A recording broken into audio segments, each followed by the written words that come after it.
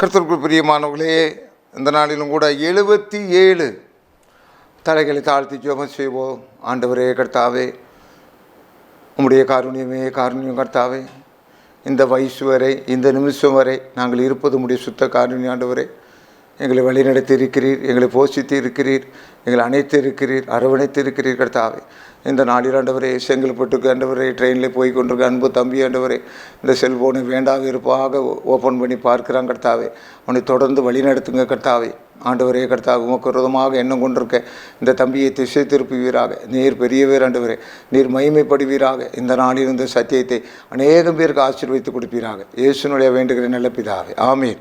கர்த்தருக்கு பிரியமானவர்களே, 77 அநேகம் பேர் செல்போனில் தொடர்பு கொண்டு, ஐயா உங்களுடைய செய்தி எங்களுக்கு ஆசீர்வாதமாக இருக்குது, எங்களை கொஞ்சம் புத்தி உணர பண்ணுகிறீங்க, உங்களை கர்த்தர் ஆசீர்வதிக்கணும் ஜெபம் பண்ணுறீங்க, உங்கள் தேவைகளுக்காக ஜெபம் பண்ணுறீங்க.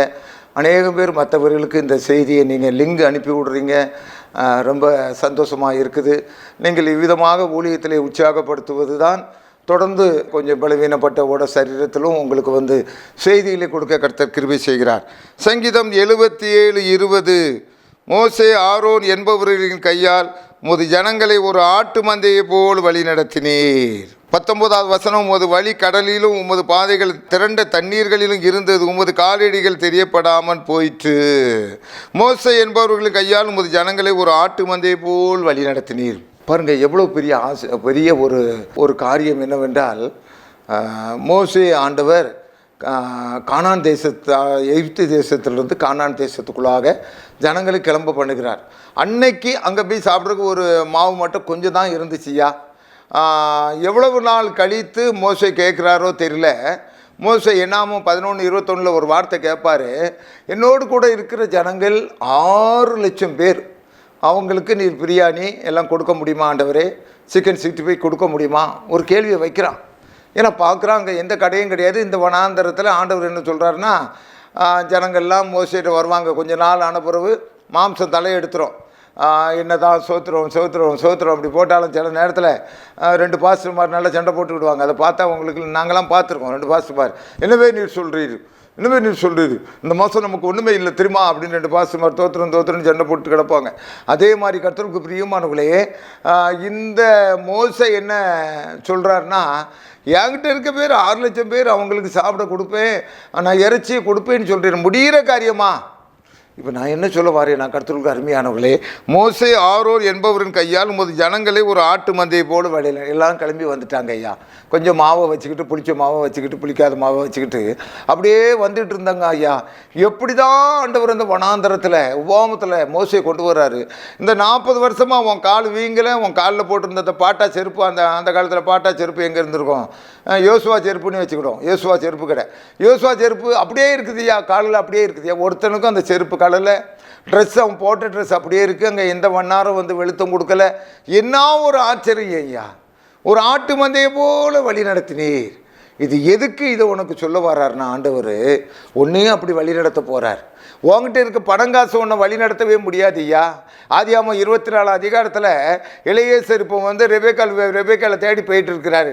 ஆண்டவரே, எஜமானுடைக்கு வரப்போகிற மனைவியை காண்பித்து தாங்க, நீ குடி என்றும் ஒட்டகங்களுக்கு வார்ப்பேன், அதுதான் பிக்சட் ஆண்டவரே. அப்போ பாருங்கள், அங்கே கர்த்தருடைய வழிகாட்டுதலை அவன் எதிர்பார்க்கிறான். அங்கே கர்த்தருக்கு பிரியமானே அவனுக்கு வழிகாட்டுதல் கிடைத்தது. இந்த நாளிலும் கூட உனக்கு வழிகாட்டுதல் அவசியமாக இருக்கிறது. ஐயோ, படித்து முடிச்சுட்டு எந்த வேலையை கேட்குறது, எந்த இன்டர்வியூக்கு போய் போகிறது. இப்போ இதே ஒரு பிழப்பாக போச்சு. உங்களுக்கு நாங்கள் வழிகாட்டுறோன்னே அவன் ஒரு 500 ரூபா ஒரு தலைக்கு வாங்கி அவன் கோடீஸ்வரர் ஆகிடுறான். நீ இந்த கர்த்தராகி இயேசுகிட்ட போப்பா, அவர் உனக்கு ஒரு வழியை காட்டுவார். நானும் என்னுடைய எஸ்எல்சிலாம் முடித்த பிறகு எனக்கு எந்த தொழில் செய்கிறது ஒன்றுமே தெரியாமல் இருந்து, ஐயோ இவன் லாய்க்கில்லாதவன், உலகத்துக்கே லாய்க்கில்லாதவன், பிழைக்கவே லாய்க்கில்லாதவன் என்னை பற்றி பேசிக்கிட்டாங்க. நான் உழைச்சி வரலையா, இன்றைக்கி பேரம்பேத்தி பார்க்கலையா? ஆக உனக்கு ஒரு வழிகாட்டுதல் வேண்டும் என்றால், ஏன் இந்த கர்த்தராகி இயேசு கிறிஸ்துவை நாங்கள் கத்தி சொல்லிகிட்டு இருக்கோம் ஐயா? இவர் ரொம்ப மென்மையானவர், உனக்கு ஸ்லோவாக வழிகளை திறப்பார். உன்னை எந்த போஸ்ட்டில் உட்கார வைக்கணும், உன்னை கலெக்டர் போஸ்ட்டில் உட்கார வைக்கணும், உட்கார வச்சிருவார். அது அவருக்கு தெரியும். உன்னுடைய குவாலிஃபிகேஷன் எல்லாம் அங்கே தேவையில்லை. ஆண்டவர் உன்னை படிக்க வைப்பார். உன்னுடைய ஏழ்மையெல்லாம் அங்கே தேவையில்லை. ஆண்டவர் உனக்கு பணத்தை தருவார். ஆக கர்த்தருக்கு பிரியமானவர்களே, அதே மாதிரி கர்த்தருக்கு ஆதியாகமம் 28 அதிகாரத்தில் அங்கே மாமன் சிவப்பாக இருப்பானா, கிப்பி வளர்த்துருப்பானா, இல்லை தாடி வளர்த்துருப்பானா, இல்லை சட்டப்பையில் பொத்த பையாக இருக்குமா, இல்லை மினுக்கு சட்டை போட்டிருப்பானா, வள்ளுறி விழுவானா, இல்லை விழுந்து விழுந்து உபசரிப்பானா, அந்த லாபம் எப்படிப்பட்டவனே தெரியாது. ஆனால் யாக்கோபுக்கு ஒரு ஆளை தெரியும். அவர் யாருன்னா, அவர் மூதாதையருடைய தெய்வம். அப்படியே கட்டியை பிடிச்சிக்கிட்டான். ஆண்டவரே, நான் போகிற இடத்துல என்னை ஆசீர்வதித்து எனக்கு உணவும் இருக்க இடமும் தருவீரனால் உமக்கு தசம் பாகம் தருவேன். அவ்வளோதான் வேண்டி கொண்டான் ஐயா. அப்படி அந்த இரு பரிவாரங்களோடு அவன் நடந்து வாராயா. எண்ண முடியாமல் போயிட்டுயா.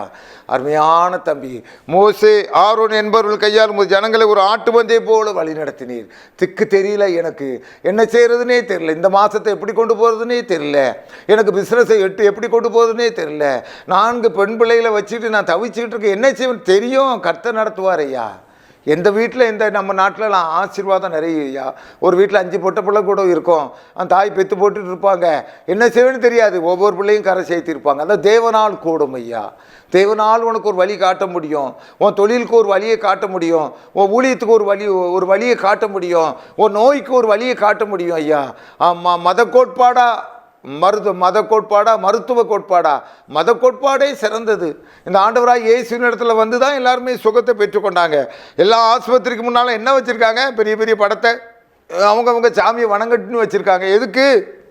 டாக்டர் ஒரு இடத்துல கைவிட்டுருவார், வந்து நிற்பார். டாக்டர் MBBS வந்து நிற்பார். எங்களால் முடிஞ்ச அளவுக்கு நாங்கள் பார்த்துட்டோம்மா, இனிமேல் நீங்கள் பார்த்துக்கிடுங்க. அதான் வழிகாட்டுதல் ஐயா. உனக்கு ஒரு சரியான வழிகாட்டுதல் இருக்கார் ஐயா. நானே வழியும் சத்தியமும் ஜீவனமாக இருக்கிறேன் என்று அவர் சொல்கிறார் ஐயா. ஆண்டவர் யோவான் 10ஆம் அதிகாரத்தில் சொன்னார், நானே ஆடுகளுக்கு வாசல், திருடன் வாரான். இந்த பிசாசானவன் உன்னை நல்ல சிற்றின்பத்தில் நுழைச்சி உன்கிட்ட பணம் இருக்கும்போது உனக்கு நல்ல நண்பர்களை கொடுத்து உன்னை அவுத்து போட்டுருவான் உன்னை. ஆனால் ஆண்டவராகிய இயேசு கிறிஸ்து உனக்கு வழிகாட்டியாக இருக்கிறார். உத்தமமான வழியை உனக்கு காட்டுவார், செம்மையான வழியை காட்டுவார். உனக்கு ஒரு வெளிச்சம் பிறக்க போகிறது. உனக்கு உன்னுடைய வீட்டில் ஒரு திராட்சை நடி நடப்போகிறது. ஆண்டவராகிய இயேசு கிறிஸ்து எல்லா காரியத்தையும் செய்ய போகிறார். அவரை வழிகாட்டியாக நீ கொள்வாயா, அவரை மேய்ப்பராக கொள்வாயா, அவரை உன்னுடைய வீட்டு சிங்காசனத்தில் உட்கார வைப்பாயா, உன்னுடைய இருதயத்தில் அவரை உட்கார வைப்பாயா. அப்போ உனக்கு நிச்சயமாக நல்ல வழிகாட்டுதல் இருக்கிறது, உனக்கு ஒரு நல்ல எதிர்காலம் இருக்கிறது. ஜெபம் செய்வோம். ஆண்டவரே, ஆண்டவரே எங்களை மேய்ப்பீராக, எங்களை புல்லுள்ள இடங்களிலே அழைத்து செல்வீராக. மோசே, ஆரோன் என்பவருடைய கையாலே கர்த்தாவே உம்முடைய ஜனங்களை வனாந்தரத்தில் நடத்தின தகப்பனே, ஆட்டு மந்தையை போல நடத்தின தேவனே, இதோ என்னை ஒப்புக் கொடுக்கிறேன், என் குடும்பத்தை ஒப்புக் கொடுக்கிறேன். ஆண்டவரே எங்களுடைய திருச்சபையை ஒப்புக் கொடுக்கிறேன். நீங்கள் நடத்துங்க தகப்பனே, நீங்கள் போஷிங்க கர்த்தாவே. ஆண்டவரே, ஒவ்வொரு நாளிலும் கர்த்தாவே நீதியின் சூரியன் எங்கள் மேல் உதிப்பதாக. ஆண்டவரே கர்த்தா, உழைப்புங்கிற சூரியன் எங்கள் மேல் உதிப்பதாக. ஆண்டவரே, மற்றவர்கள் நாங்கள் ஏமாத்தாதபடி உம்முடைய பாதைகளில் நடந்து கொள்ள ஆண்டவரே உம்முடைய வெளிச்சத்தை எங்கள் மேல் பிரகாசிக்க பண்ணுவீராக. இந்த செய்தியை அநேகம் பேருக்கு ஆசீர்வதித்து கொடுங்க. இயேசுவின் வழியாக வேண்டுகிறேன் நல்ல பிதாவே. ஆமேன், ஆமேன்.